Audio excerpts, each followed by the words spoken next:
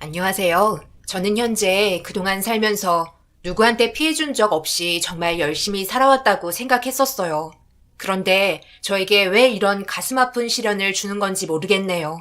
그래도 아픈 기억 이겨내려고 정말 열심히 살아가고 있는데요. 아마 평생 동안 잊을 수 없을 것 같아요. 사랑하는 사람을 떠나보내야 하는 아픔은 당사자만 알 수 있으니까요. 특히 한날 한시에 눈 감기로 했었는데 먼저 떠나고 남은 빈자리는 아직까지도 체온만 남아있어 도저히 떠날 수가 없네요. 제 아내와 결혼한 지 벌써 40년이라는 시간이 흘렀습니다. 그때 당시 저는 22살이었고 아내는 21살이었어요. 저희 집안과 달리 아내는 불쌍하게도 부모님 두 분 다 세상을 떠나셨어요. 두 분이서 함께 도배 일을 하셨었는데 부실공사로 인해 건물 천장이 무너지면서 두 분 다 그 자리에서 세상을 떠나셨다는 말을 들었습니다. 그래서 시골에 계신 아버님 친척분들께서 제 아내를 키워주셨고 부모 없이 홀로 자라와서 그런지 성인이 되었어도 얼굴에는 항상 그늘만 가득했어요.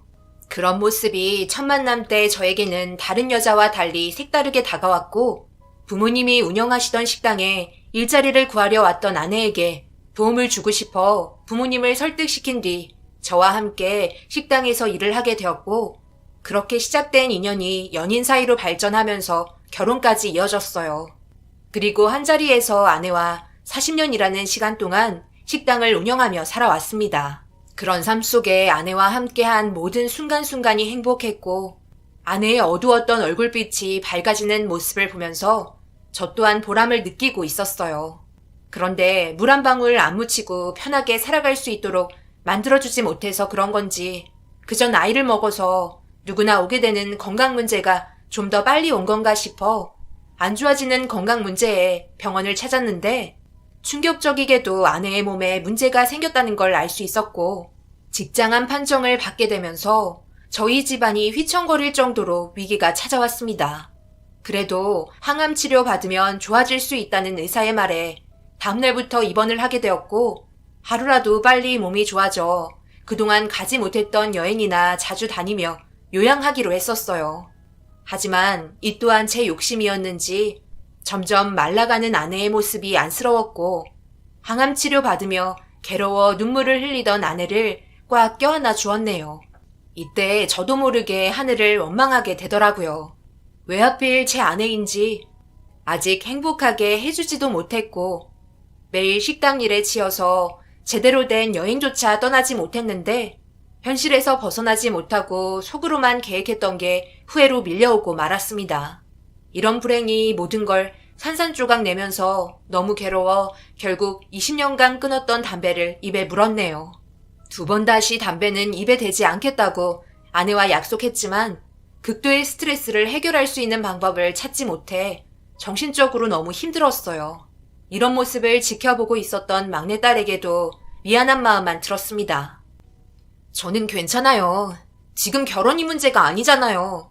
엄마 건강이 당연히 우선이죠. 하루라도 빨리 좋아져야 할 텐데. 시부모님께서도 결혼식을 미루는 게 좋을 것 같다고 하셨어요. 오늘 저녁에도 병원에 들리실 거죠? 나는 항상 옆에 붙어 있지. 요즘 살도 많이 빠지고 입맛도 떨어졌는지 한 숟갈 뜨는 것도 힘든 것 같더라고. 그래도 김서방이 옆에서 잘 보살펴준 덕분에 내가 마음이 좀 놓이네. 내일 올라온다고 했지? 출장 가서도 여기 신경 쓰느라고 일 처리를 잘했을지 걱정이네. 너무 서두르지 말고 안전운전하면서 조심히 올라오거라. 막내딸은 영업 쪽 일을 하기 때문에 지방 출장도 잦은 편이었어요. 그리고 김서방은 암센터에서 의사로 근무하고 있어요. 덕분에 많은 도움을 받고 있었고 김서방이 옆에 있어 그래도 어느 정도 불안한 마음은 떨쳐버릴 수 있었습니다. 식당 일을 평소보다 일찍 마감을 한 뒤에 병원으로 가면 항상 아내 옆에는 김서방이 있었고 저 대신 아내를 열심히 보살펴주고 있었어요. 정말 고마웠죠. 아직 결혼식을 올린 것도 아니고 정식 사이가 아닌데 자기 가족인 것 마냥 지극정성으로 돌봐줬으니까요. 항암 치료의 강도가 너무 높아져 걱정이 많았어요. 신체적으로 버틸 수 없을 정도로 고통이 뒤따랐으니까요. 그래도 꼭 좋아질 거라 믿으며 아내가 희망을 잃지 않게 손을 꽉 잡아주었고 희미해져가는 눈빛을 바라보며 힘들어하는 아내의 모습에 결국 또다시 눈물을 흘렸습니다. 하루에도 몇 차례나 눈물을 쏟아내야 정신을 차릴 수 있었어요.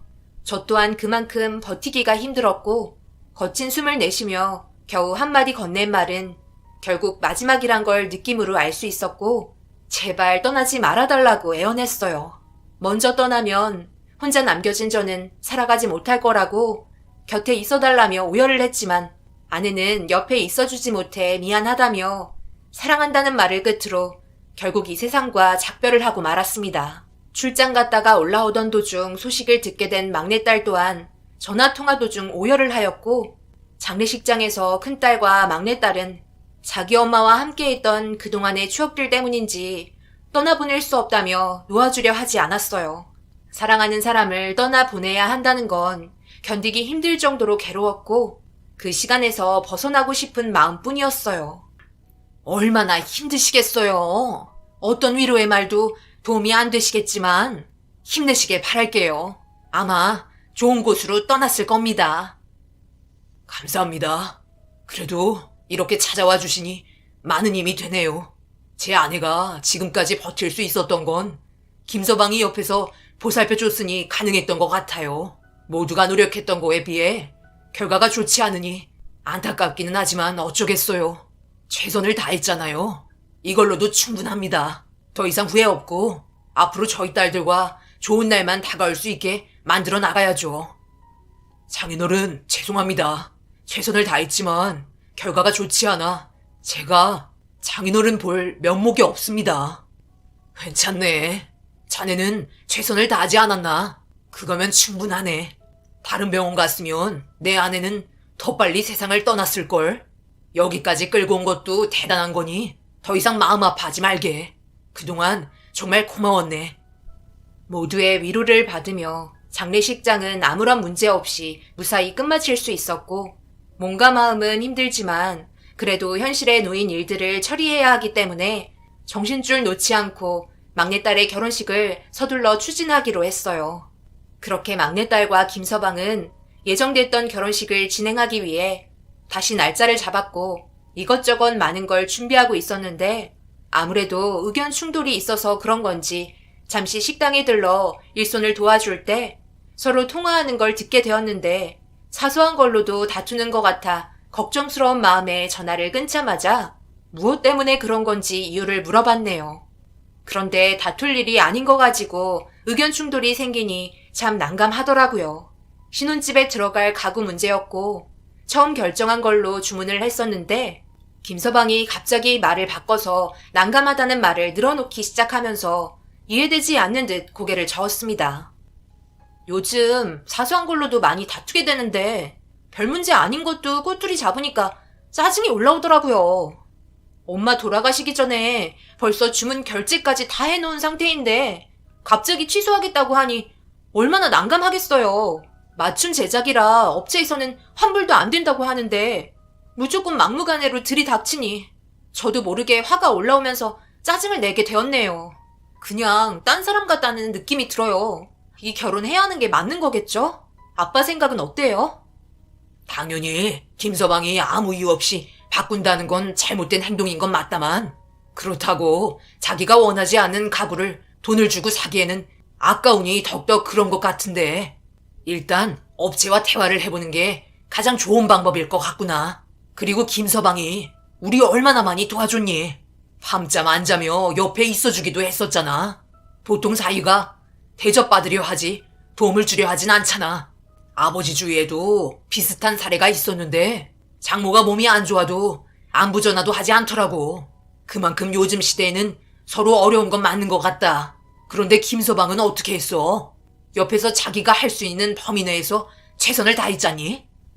저는 딸에게 단순히 말다툼하며 상황을 점점 안 좋게 몰아가는 것보다 그동안 저희 집안에 어떻게 했는지 기억했으면 좋겠다고 얘기했어요.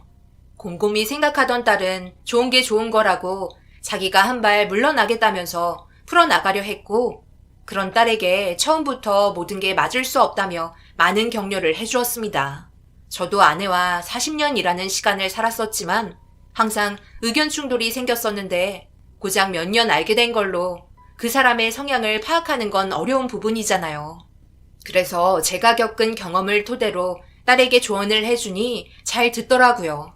그렇게 딸과 김서방의 결혼 날짜가 드디어 다가오게 되었고, 결혼식 하루 전날 나름 이것저것 준비하면서 떨리는 마음 가라앉히려 가볍게 동네 한 바퀴 돌고 있는데, 집 앞에 김서방 차가 주차되어 있길래 천천히 다가가 무슨 일로 여기까지 왔는지 물어보려는 순간 김서방의 차는 다시 출발을 했고, 무슨 일 때문에 왔는지 물어보기 위해 전화를 했지만 받지 않더라고요.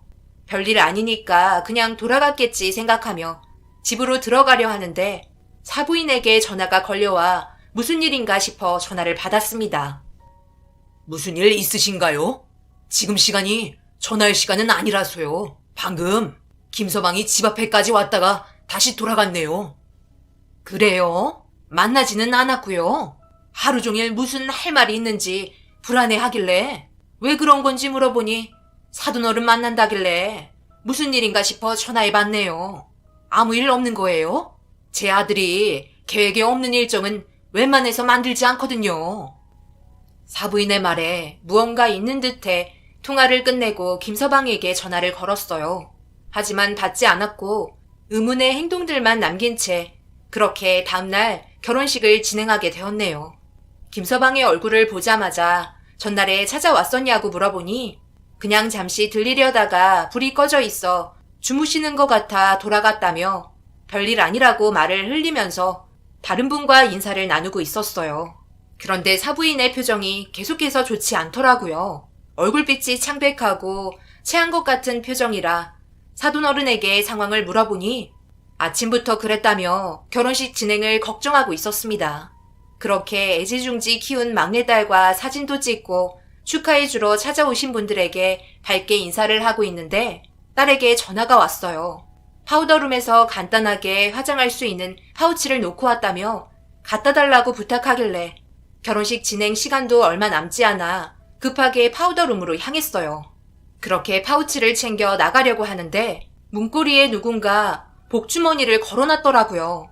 두툼하게 무언가 들어가 있었고 저희 가족 외에는 사용하시는 분들이 없어서 복주머니를 자세히 보니 사부인 옆구리에 있던 복주머니였고 흘리고 간 걸 청소하는 직원이 걸어놨을 거라 생각해 복주머니를 들었는데 그 안에 무언가 들어있었고 안을 살펴보니 몇 번을 접어둔 종이와 녹음기가 함께 들어있었습니다. 그래서 이게 뭔가 싶어 안의 내용을 펼쳐본 순간 들고 있던 종이의 내용에 손이 떨리기 시작했고 함께 들어있던 녹음기를 켜자마자 들려오는 김서방의 목소리는 상당히 좋지 않았어요. 그리고 그 내용을 듣고 있던 저는 정신줄을 놓게 되었고 넋이 나간 표정을 하곤 문을 열어 김서방에게 걸어갔습니다. 녹음기에서 흘러나오는 대화 내용에 식장에 있던 사람들이 저를 바라보며 술렁이기 시작했고 김서방 앞에 다가선 순간 주먹을 움켜쥔 채 얼굴을 향해 날리고 말았습니다. 순식간에 결혼식장에는 정적이 흐르면서 저희에게 이목이 집중되었습니다. 그리고 녹음기의 내용을 다시 재생시켰고 그걸 듣고 있던 김서방의 얼굴은 사색이 된 채 주저앉고 말았네요. 너는 지금 이대로 결혼식을 진행하자는 거야? 제정신이니? 평생 동안 숨기며 살 수 있을 것 같아. 왜 그냥 왔어? 무릎 꿇고 빌어도 네가 한 행동은 용서받을 수 없는 일이라는 걸 알고 있잖아. 알아서 잘 처리하겠지 생각했는데 그냥 오면 다음날 결혼식은 어떡하라고? 생각이 있긴 한 거니? 지금이라도 늦지 않았다. 당장 가서 사돈어른께 무릎 꿇고 용서를 빌거라. 그렇지 않으면 너의 죄는 점점 더 커지게 되어 있는 거라고. 제발 엄마 말 좀 들으면 안 되겠니? 엄마가 제 입장이 안 돼봐서 그래요. 어떻게 제 입으로 장인어른께 말을 꺼낼 수 있겠어요. 저는 절대 그렇게 하지 못해요. 그리고 이 일은 어머니와 저만 입 다물고 있으면 끝이라고요. 제발 부탁이니 더 이상 일을 키우지 마세요. 제가 장인어른 집에 가서 왜 차를 돌렸는지 알아요? 어차피 엎질러진 물이고 주워 담을 수도 없는데 안 좋은 방향으로 끌고 가는 것보다 제가 사랑하는 여자와 결혼하면서 평생 제가 잘못한 행동에 대해 마음속으로 용서를 비는 게 좋지 않겠어요? 그건 너 혼자만의 생각이고, 당사자들은 아직도 그 고통에서 벗어나지도 못했는데, 이게 전부 사실이라고 믿고 있는데, 나중에 더 큰 문제로 돌아온다면, 그때는 제정신으로 살아갈 수 있을 것 같아? 사람이 그래서는 안 돼. 이건 단순하게 거짓말하는 거와 전혀 다른 문제라고. 내가 분명히 말하는데, 이 사건 그냥 넘어가지 말거라. 그랬다간 나도 그냥 있을 수는 없을 것 같다. 그리고 이 종이에 네가 적어놓은 환자 진료 내역서 왜 집으로 가져온 거야? 그만큼 너도 불안한 거잖아. 여기 적혀있는 게 전부 거짓이니까. 언제부터였어? 이 사실을 알게 된 게 언제부터였는지 엄마한테는 똑바로 말해라. 장모님 돌아가시고 장례 끝난 뒤 진료 내역서 정리하다가 알게 된 거예요. 저도 전혀 몰랐다니까요. 이제 그만하세요. 충격적이게도 사부인과 김서방의 대화는 믿을 수 없는 내용들이었고, 녹음기에 들어있던 대화를 듣고 있던 김서방은 사부인을 쳐다보며 분노한 표정으로 바라보기 시작했어요. 저는 도저히 받아들일 수 없었습니다. 제 아내가 세상을 떠나지 않아도 되는 사소한 병이었는데, 그걸 오진하는 바람에 그 독한 항암 치료를 계속해서 받게 되었던 거고, 쓸데없는 병만 더 키우게 되면서 합병증으로 세상을 떠나고 말았던 거였어요. 도저히 믿을 수 없었고, 김서방의 멱살을 잡아 들어올리자 그걸 전부 지켜보고 있던 제 딸이 눈물을 흘리며 천천히 가까이 오더니 김서방의 얼굴에 손을 올렸고 그 자리에서 오열을 하고 말았습니다. 처음 아내가 김서방의 병원으로 방문하지 않고 다른 병원에서 검사를 받았었는데, 그때는 정확한 병명을 모르겠다며 큰 병원으로 가보라고 소견서를 써주었고, 이 소식을 듣게 된 막내딸이 김서방에게 상황을 알려 아내가 검사를 받게 되면서 직장암 판정을 받게 되면서 급하게 항암 치료를 시작하게 되었던 거고, 결국 돌이킬 수 없는 결과를 가져오고 말았습니다. 아내의 병명은 직장암이 아닌 자궁 경부염으로 충분히 치료 가능했던 걸 하지 말아야 될 치료를 하게 되면서 합병증으로 세상을 떠났다는 걸 전부 녹음된 내용으로 듣게 되었고, 김서방은 의료 실수이니 어쩔 수 없었다며 자기의 잘못을 부인하기 시작했어요. 인정하지 않고 있는 태도에 결국 부여잡고 있던 이성의 끈을 놓게 되면서 결혼식장은 초토화가 되고 말았습니다. 김서방의 오진만 아니었어도 지금쯤 제 옆에서 건강하게 밝게 웃고 있어야 할 아내가 차가운 땅 밑에 누워있다는 게 너무나 힘이 들었네요. 제가 이성을 잃고 난리를 치자 사부인이 갑자기 저를 바라보며 무릎을 꿇으며 눈물을 흘리기 시작했어요. 그리곤 손이 발이 되도록 빌기 시작했습니다. 사돈어른, 정말 죄송합니다. 제 아들도 사람인지라 실수를 하게 되었네요. 어떤 식으로든 평생 죄를 뉘우치며 살아갈 테니 제발 한 번만 용서해 주세요. 그동안 자기도 안사돈의 몸 상태가 점점 안 좋아지는 걸 보면서 정신적으로 많이 힘들었다고 저에게 몇 번이나 얘기했었어요. 그래서 더욱더 자기가 한 잘못에 대해 용서를 구하기 힘들었던 것 같네요. 부탁입니다. 어떠한 처벌이라도 받을 테니 저희가 한 잘못에 대해 용서해 주시면 안 될까요? 정말 죄송합니다. 용서요? 지금 이게 용서할 수 있는 상황인가요? 제 아내는 좋아질 수 있는 몸 상태였는데 저놈이 오진을 하는 바람에 안 해도 될 항암 치료를 하게 되면서 멀쩡했던 몸이 병들어갔는데 지금 저보고 용서를 해달라고요? 저놈이 그 병원에 계속 다닌다면 앞으로 더 많은 사람들이 세상을 떠나게 될 것 같네요. 당장 의사직 내려놓고 자신이 저지른 행동에 대해 처벌받아야 할 겁니다. 그리고 저는 이 문제에 있어 절대 용서해 줄 수 없습니다. 만약 이 문제가 그쪽 아들이었다면 용서해 줬을 것 같아요. 입장을 바꿔놓고 생각해 보세요. 그동안 함께한 세월이 40년인데 저놈 때문에 한순간에 행복했던 가정이 무너져 내렸어요. 그런데 그걸 알면서도 비밀로 하고 결혼까지 진행하려는 게 자기의 잘못을 인정하고 있는 건가요? 그리고 왜 너희 어미가 무릎을 꿇고 손이 발이 되도록 빌어야 하는 겐가? 당사자인 자네가 빌어야 하는 거 아닌가? 이놈 표정 보게. 잘못을 인정하지 않는다는 거야. 너희들은 항상 그렇지. 의사로서 최선을 다했다는 말만 할 뿐 자기의 잘못은 받아들이지 않잖아. 나는 이 문제를 그냥 넘어갈 수 없을 것 같네. 무슨 수를 써서라도 자네의 의사 자격을 박탈시키고 이 사회에 발도 못 붙이게 만들 거니까 그런 줄 알게. 자기가 저지른 잘못을 알면서도 감히 내 딸과 결혼을 하려 들어? 나쁜 놈. 의사는 어떠한 상황에서도 면허는 그대로 유지된다는 걸 잘 모르시네. 법적인 처벌을 받아도 저는 계속해서 의사활동을 할 수 있다고요. 어떤 방법을 동원하셔도 결국 이기는 건 접니다. 그러니 힘 빼지 마시고 이제 그만하시죠.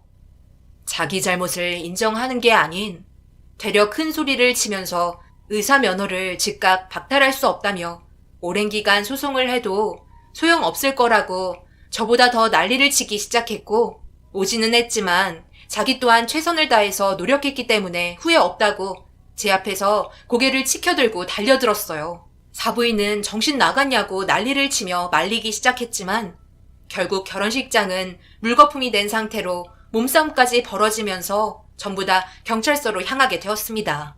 그렇게 파혼에 대한 미자료는 사부인 측에서 모두 배상을 했지만 의사 면허 문제에 대해서는 오랜 기간 법정 다툼이 이루어졌고 결국 부득이한 한 번의 실수로 인한 의료사고는 의사의 손으로 하는 일이니 어쩔 수 없다며 저희가 패배하게 되었습니다. 그렇다고 피해에 상응하는 배상 또한 받을 수 없어 벼랑으로 내몰리는 상황에 좌절을 하고 말았네요. 의사 면허는 국가가 직접 발급하는 국가 전문 자격이기 때문에 의사단체인 대한의사협회에서 관리한다며 의료사고를 저지르는 의사에 대한 의사면허 처분 역시 의사협회에서 처분하고 관리하는 데 있어 의사들의 정보를 철저히 보호해주고 있다는 걸 알 수 있었습니다. 제대로 된 처분이나 징계 없이 그냥 두고 보기만 해야 한다는 게 너무 힘이 들었고 이런 문제가 얼마나 불합리한 법 제도의 모습인지 알 수 있었습니다. 사람의 생명을 다루는 의사도 사람이라 오진을 할 수 있다는 건 인정하는 부분이지만 자신의 잘못을 받아들이지 않는다는 게 너무 화가 치밀어 오르고 보란듯이 떳떳하게 병원에서 근무를 하고 있는 걸 보니 제 마음이 무너져 내리네요. 자기가 한 행동이 옳았다고 세상 떠난 제 아내를 조롱하고 있는 것 같아 참을 수 없을 정도로 고통에 시달리며 살아왔었습니다. 그렇게 치열한 법정 싸움 끝에 결국 의사의 손을 들어준 법에 너무나 화가 치밀어 아무것도 할 수 없었을 때 저희 집을 누군가 두드렸고 현관문을 열어보니 사부인이 고개를 숙인 채 아무 말도 하지 못하고 우두커니 서 있었어요. 동정하러 왔냐며 얼굴을 보자마자 소리를 질렀고 사부인은 눈물을 흘렸습니다. 정말 죄송합니다. 이렇게까지 될 거라곤 저희도 생각하지 못했습니다. 저희도 제 아들과 지금 인연을 끊은 상태입니다. 이런 걸 드려도 마음의 상처가 치유되지 않겠지만 어떻게 해서든지 보상을 드리고 싶어 준비해 왔습니다. 제발 받아주시고 힘든 마음 풀어주셨으면 합니다. 이런 식으로 찾아와 봤자 당연히 좋은 말 안 나온다는 거 잘 압니다. 철판이 두꺼운 거요? 잘 알면서 이까짓 돈 몇 푼으로 모든 상황을 정리시키려는 게 맞는 거예요? 잘 사는 사람들은 돈으로 전부 메꾸면 된다고 생각하나 봐요. 이런 거 다 필요 없으니까 제 아내 다시 살려내고 그 버르장머리 없는 놈 의사 면허를 박탈시키던 아니면 의사직을 그만두게 하던 어떤 수를 써서라도 병원에서 근무하지 못하게 하세요. 그리고 다시 한 번 더 찾아온다면 저도 어떻게 될지 모르겠네요. 지금도 겨우 정신 붙잡고 있으니 제발 더 이상 저희와 만나는 일이 없었으면 좋겠습니다. 그게 차라리 좋을 것 같네요. 이까지 종이 쪼가리 다시 가져가세요. 저도 암이라네요. 대장암 사기 판정 받았습니다. 아마 아들 잘못 키운 탓에 벌 받은 것 같아요. 제가 눈 감기 전에 용서받고 싶어서 그런 거니 부탁드립니다. 그리고 이건 제가 받은 진단서예요. 앞으로 길어야 몇 달이라는데 그 전에 사돈 어른께 용서를 받고 싶습니다. 아무것도 해결 못하고 눈을 감게 된다면 마음이 편하지 않을 것 같아요. 제가 대장암이라는 거 저희 가족은 아무도 모르고 있어요. 아들 문제는 사돈 어른이 걱정하시는 만큼 저도 많은 생각하고 있으니 저를 믿고 그만 마음 풀어주셨으면 좋겠습니다. 떠나는 길 조금이나마 후련해지고 싶으니 부탁드립니다. 사부인의 갑작스러운 말에 충격을 받았고 대장암 사기 판정을 받은 진단서를 바라보고 있을 수밖에 없었어요. 그 순간 어떤 식으로 말을 이어나가야 할지 몰라 아무 말도 하지 못한 채 돌아가시라는 말 한마디 하고 문을 닫았습니다. 그 뒤로 사부인은 2번 다시 저희 집에 찾아오지 않았고 몇 달 뒤 세상을 떠났다는 말을 듣게 되었어요. 그런데 암으로 세상을 떠난 게 아닌 교통사고였고 사부인 옆자리에는 그놈이 함께 타고 있었습니다. 그놈은 그래도 목숨은 건졌지만 다리와 팔에 심각한 골절상으로 철심을 박아야 했고 결국 의사 면허는 있어도 의사 생활을 할 수 없을 정도의 몸을 가지게 되면서 그 충격으로 인해 폐인이 되었다는 말을 접할 수 있었네요. 마지막 떠나는 길 사부인은 아들과 함께 떠나고 싶었던 걸까요? 아니면 단순 사고였을까요? 어찌됐든 주어진 결과대로 살아야 하는 그놈과 저는 2번 다시 얼굴 안 보며 살겠지만 평생 살면서 자기가 한 잘못에 대해 뉘우치며 살았으면 좋겠어요.